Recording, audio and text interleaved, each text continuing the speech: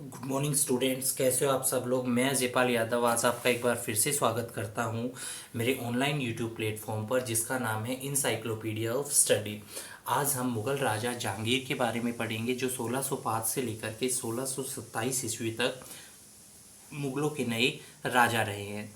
जहांगीर का जन्म 30 अगस्त 1569 को फतेहपुर सीकरी में हुआ। इसके पिता का नाम जलालुद्दीन मोहम्मद अकबर और माता का नाम हरखा बाई था। हरखा बाई को इतिहास में मरियम उज़मानी के नाम से भी जाना जाता है।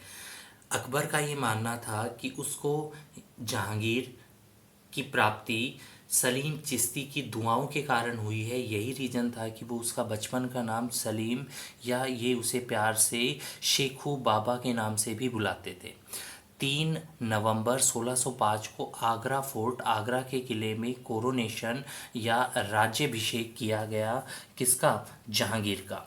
जहांगीर ने राजा बनते ही 12 बहुत ही महत्वपूर्ण ऑर्डिनेंस या हिंदी में घोषणाएं की, और इन्हीं घोषणाओं को हिस्ट्री में आईने जहांगीरी के नाम से भी जाना जाता है। आईने जहांगीर की 12 घोषणाओं में कुछ घोषणाएं मैं आपको बता देता हूं, जो कि इम्पोर्टेंट बहुत ही ज़्यादा है।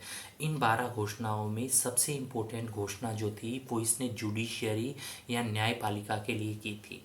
हिस्ट्री में जुडिशियरी या न्यायपालिका के लिए जाना जाएगा जहांगीर को। जहांगीर ने जंजीरे अदल या हिंदी में जिसे सोने की घंटी या न्याय का प्रतीक, या इंग्लिश में जिसे सिंबल ऑफ जस्टिस भी कहा जाता है, उसे अपने महल के बाहर लगवाया। बेसिकली जहांगीर का ये मानना था कि अगर आपको जस्टिस डिले, अगर न्याय देरी से मिला तो वो जस्टिस डिनाइड, तो न्याय ना मिलने के ही बराबर है। इसीलिए उसने अपने महल के बाहर एक बहुत बड़ी सोने की घंटी लगवाई, जिसे जंजीर अदल कहा जाता था। उससे एक जंजीर लटकती रहती थी। अगर आपको लगता है कि आपको न्याय नहीं मिला तो आप उस घंटी को बता दीजिएगा। राजा उसी समय कोर्ट या दरबार लगाकर उस व्यक्ति को न्याय देता था। इसीलिए एक घोषणा जो सबसे महत्वपूर्ण रही है वो जुडिशियरी में ये रही है। सेकंड, अगर मैं बात करूं तो जहांगीर को हिस्ट्री में पेंटिंग्स के लिए बहुत ही ज़्यादा जाना जाएगा। इसकी ऑटोबायोग्राफी में लिखा हुआ है, या जो भी इतिहासकार थे उस समय उन्होंने बताया है कि राजा पेंटर्स के बीच में इतने ज़्यादा मशगूल हो जाते थे कि राजा भूल जाते थे दरबार में आना, और वो काफ़ी दिनों तक दरबार में बैठते ही नहीं थे। यही रीज़न था कि इसके टाइम पीरियड को इतिहास का सबसे चित्रकला का सुनहरा दौर कहा गया है। आज भी जो मुग़लों की चित्रकला हमारे पास अवेलेबल है उसमें 60% ऐसी है जो किसके टाइम पीरियड की है? जहांगीर। जैसे ही जहांगीर 1606 में राजा बनते हैं, उसका पुत्र खुसरो उसके खिलाफ रिवोल्ट या विद्रोह कर देता है। खुसरो का विद्रोह करने का कारण ये था कि खुसरो चाहते थे कि उसे राजा बनाया जाए, और खुसरो ने ये विद्रोह इसीलिए किया क्योंकि उसे पैट्रोनेज या संरक्षण प्राप्त था सिखों के 5वें गुरु अर्जुन देव और राजा मानसिंह का, जो कि अकबर के सेनापति रहे हैं।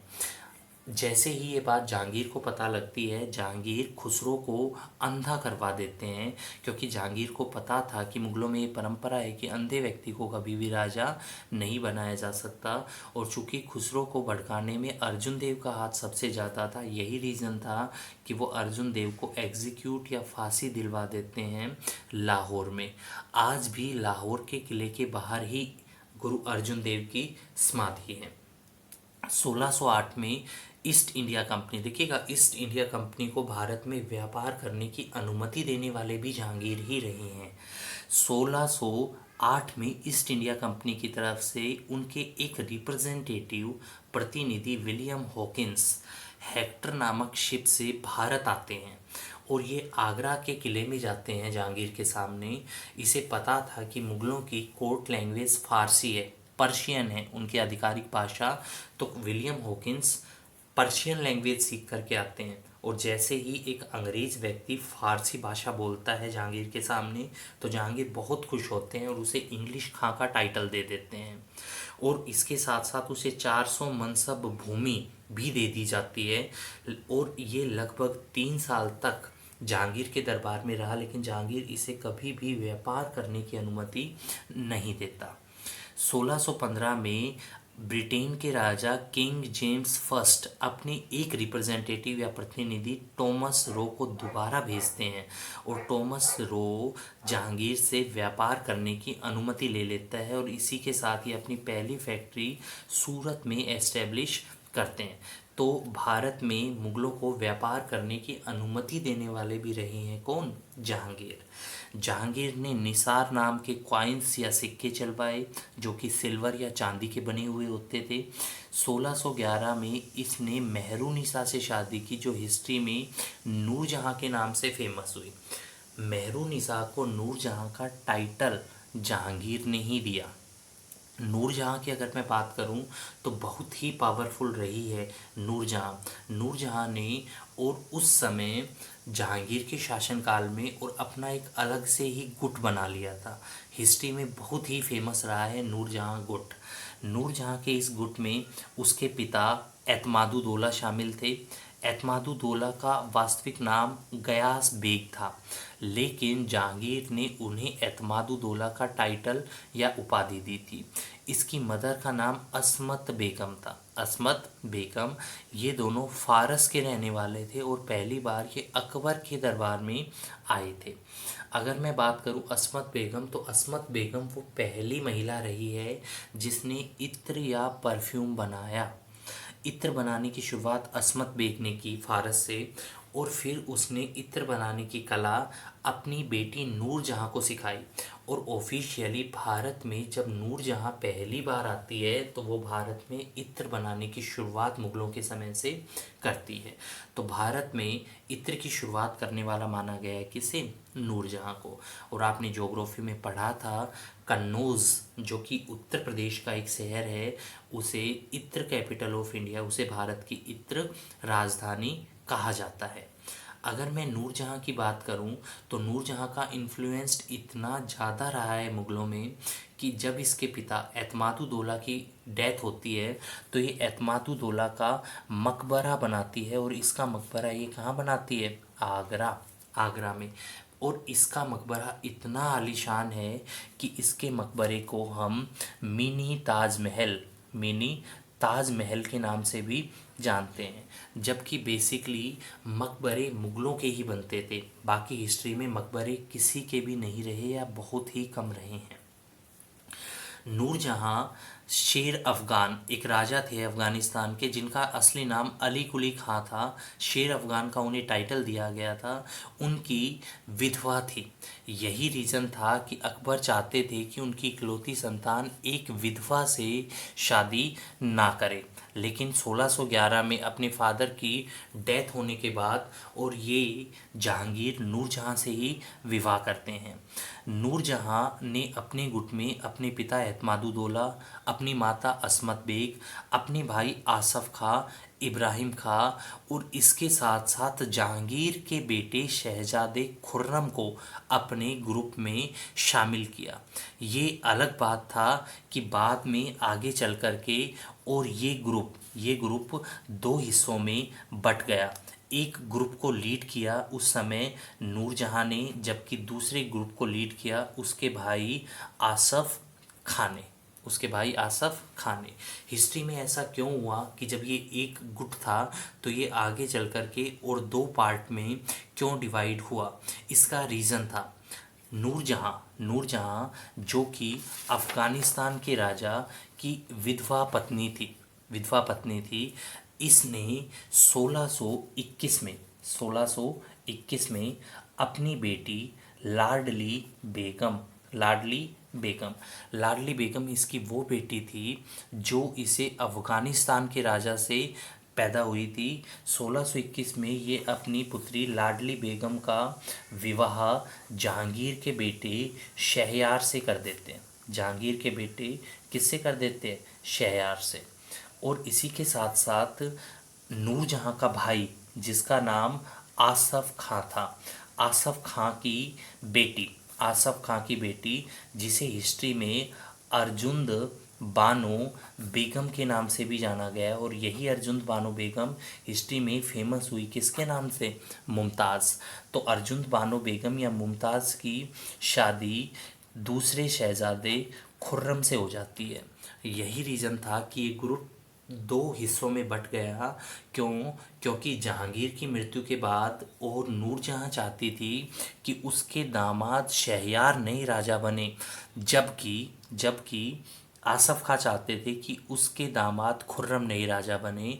और आसफ खां खुर्रम के साथ मिलकर के एक अलग से ग्रुप बना लेते हैं और इस ग्रुप में आकर के वो शहरयार और नूरजहां को हराते हैं और आगे चल कर के राजा कौन बनते हैं? खुर्रम। और खुर्रम ही हिस्ट्री में फेमस हुए किसके नाम से? शाह जहां के नाम से। हम इसके बारे में पढ़ेंगे हमारी अगली क्लास में। बहुत ही ज़्यादा इन्फ्लुएंस रहा है नूर जहां का। जैसा कि मैंने आपको बताया, नूर जहां ने झरोखा दर्शन में जहांगीर के साथ जाना शुरू कर दिया। मतलब राजा के साथ साथ और झरोखा दर्शन में अब शामिल होने लगी कौन? आपकी नूरजहां। इसके साथ साथ नूरजहां ने सिक्कों पर अपना नाम छपवाया। राजा के साथ इसका भी नाम छपवाया जाता था। इसके साथ साथ जो भी शाही फरमान होते थे, सभी के सभी शाही फरमानों पर हस्ताक्षर भी किए लिए जाते थे। किसके? नूरजहां के। यही रीज़न था कि नूरजहां का प्रभाव उस समय मुग़लों में बहुत ही ज़्यादा रहा है। जहांगीर की कुछ एक स्पेशलिटीज़ या विशेषताएं भी थी। जैसे हिस्ट्री में जहांगीर बहुत ही लिबरल या उदार राजा रहे हैं, काफ़ी उदार राजा रहे हैं। 1612 में इसने पहली बार रक्षाबंधन के त्यौहार को मनाया और इसने पहली बार अपनी कलाई पर राखी बंधवाई। इसे तम्बाकू की कल्टीवेशन से चिढ़ बहुत ही ज़्यादा थी। यही रीज़न था कि इसने तम्बाकू की खेती को भारत में पूरी तरीके से बैन कर दिया था। याद रखिएगा, तम्बाकू की कल्टीवेशन भारत में पुर्तगालियों द्वारा इंट्रोड्यूस या लाई गई, लेकिन जहांगीर के समय में इस पर पूरी तरीके से प्रतिबंध लगा दिया। हालांकि इसने कुछ एक सुधार भी किए। जैसे सुधारों में इसने उस समय सूरदास जो कि बहुत ही फेमस हमारे कवि रहे हैं, उनको पैट्रोनेज या संरक्षण दिया। और इन्हीं के संरक्षण में सूरदास ने सूरसागर नामक ग्रंथ की रचना की, जो कि आगे चल कर के बहुत ही ज़्यादा फेमस हुई। तो इसने सूरदास को संरक्षण दिया। दूसरा, इसने पहली बार दीपावली पर जुआ खेलने की छूट दी। राजा ने गैम्बलिंग करने या जुआ खेलने की छूट दे दी, लेकिन एक स्पेशल ओकेजन पर। और वो कब? दीपावली। इतिहास में कई बुकों में आपको ये देखने को मिलेगा, या बेसिकली हम रियल लाइफ के मुकाबले रील लाइफ को ज़्यादा याद रखते हैं। आपने रियल लाइफ में बार बार अनारकली के नाम के बारे में सुना होगा। कई बार हम कंफ्यूज हो जाते हैं कि क्या वास्तव में अनारकली ही थी जिससे शादी करने को जिद कर बैठे थे कौन? जहांगीर। लेकिन अनारकली और नूरजहां ये दोनों अलग अलग रहे हैं। अगर मैं अनारकली की बात करूं तो ये प्रेयसी या प्रेमिका रही है आपकी, किसकी? जहांगीर की। जहांगीर अनारकली से इतने ज़्यादा इन्फ्लुएंस या प्रभावित थे कि इन्होंने इसकी मृत्यु के बाद इसका टॉम या जो मकबरा था वो आपका लाहौर में बनवाया। और उस मकबरे के ऊपर, उस सुंदर कब्र के ऊपर उसने कुछ एक चीज़ें लिखवाई जो आज भी लिखी हुई है। उसने कहा कि मैं चाहता हूँ कि मैं अपनी प्रेयसी का चेहरा एक बार पुनः देख सकूँ। अगर मैं एक बार उसे पुनः देख पाया तो मैं क़यामत तक जाते हुए भी अल्लाह का धन्यवाद देता हुआ जाऊंगा। तो याद रखिएगा, अनारकली अलग हैं, उसकी कब्र लाहौर में है, जबकि नूरजहां अलग रही है। 28 अक्टूबर 1627 को 28 अक्टूबर 1627 को लाहौर में बीमारी के कारण मृत्यु हो जाती है। किसकी? जहांगीर की। और इसकी मृत्यु होने के बाद इसकी वाइफ नूरजहां लाहौर में एक जगह है शाहदरा, जो कि कौन सी नदी के किनारे पे है? रावी नदी के किनारे पे है। वहाँ पर इसका टॉम या इसके मकबरे का निर्माण करती है। याद रखिएगा, जैसा कि मैंने पहले बताया कि बाबर, जहांगीर और बहादुर शाह जफ़र ही ऐसे 3 राजा रहे हैं मुगलों के जिनके मकबरे भारत से बाहर रहे हैं। और 28 अक्टूबर 1627 को इसकी मृत्यु होने के बाद उत्तराधिकार का युद्ध छिड़ जाता है। नूरजहां चाहती थी कि उसका दामाद शहरयार राजा बने, जबकि आसफ खां चाहते थे कि खुर्रम राजा बने, और आसफ खां की सहायता से खुर्रम शहरयार को हरा करके और नए राजा बन जाते हैं। रही बात नूरजहां की, नूरजहां इसकी मृत्यु होने के बाद और शहजादे खुर्रम से हारने के बाद 2 लाख रुपए प्रतिवर्ष, 2 लाख प्रति वर्ष पर पेंशनर या पेंशन भोगी बन जाती है। वो पेंशन लेना शुरू कर देती है और इस पेंशन लेने के साथ साथ वो अपना अंतिम समय लाहौर में बिताती है और उसी लाहौर में 1645 में मृत्यु हो जाती है। किसकी? नूर जहाँ की। अगर मैं बात करूँ खुर्रम की, जो कि अपने भाई शहरयार को हरा करके नए राजा बने थे, खुर्रम ही हिस्ट्री में फेमस हुए किसके नाम से? शाह जहाँ के नाम से। 1627 से लेकर के 1658 1628 तक इन्होंने शासन किया। बताते हैं इतिहासकार कि जहांगीर बिल्कुल भी अपने पिता अकबर से खुश नहीं थे। यही रीज़न था कि अकबर के अंतिम समय दुख में व्यतीत हुए। सेम टू सेम ऐसे ही जहांगीर अपने बेटे शाहजहां से खुश नहीं थे और शाहजहां अपने बेटे औरंगजेब से खुश नहीं थे। एक छोटी सी स्टोरी मैं आपको सुनाता हूँ कि एक गांव था जिसमें कोई भी व्यक्ति बुजुर्ग होता था तो उसे पहाड़ पे ले जाकर धक्का दे दिया जाता था, क्योंकि ये माना जाता था कि उस बुजुर्ग की कोई रिक्वायरमेंट या कोई ज़रूरत नहीं है। जब एक बुजुर्ग को ले जाया जाने लगा तो उसका पोता जिद करता है अपने पिता से कि मैं भी देखने के लिए चलूँगा कि आप दादाजी को कहाँ लेके जा रहे हैं। उसका पिता बार बार मना करता है और लास्ट में जब बच्चा ज़्यादा जिद करता है तो उसका पिता पूछता है कि आप हमारे साथ जाके क्या करोगे। तो बेटा कहता है कि पापा एटलीस्ट मैं उस जगह को तो देख के आ जाऊं जहाँ पे दादाजी को धक्का दिया जाएगा, क्योंकि कल को आप भी बूढ़े होगे और मेरे को भी उसी जगह ले जाकर आपको क्या देना है? धक्का।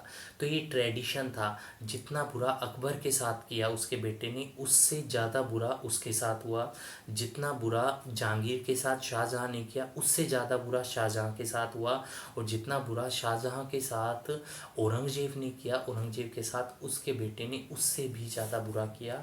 और मुग़लों में ये ट्रेडिशन या ये परंपरा काफ़ी लंबे समय तक चलती रही। इसी के साथ मैं अपनी आज की क्लास को यहीं पे वाइंड अप करता हूँ। आई होप कि आज का सेशन आपको अच्छा लगा होगा। अगर आपको आज की क्लास अच्छी लगी है सो प्लीज़ चैनल को ज़्यादा से ज़्यादा सब्सक्राइब कीजिएगा और इस वीडियो को ज़्यादा से ज़्यादा शेयर कीजिएगा। Thank you. जय हिंद, जय भारत।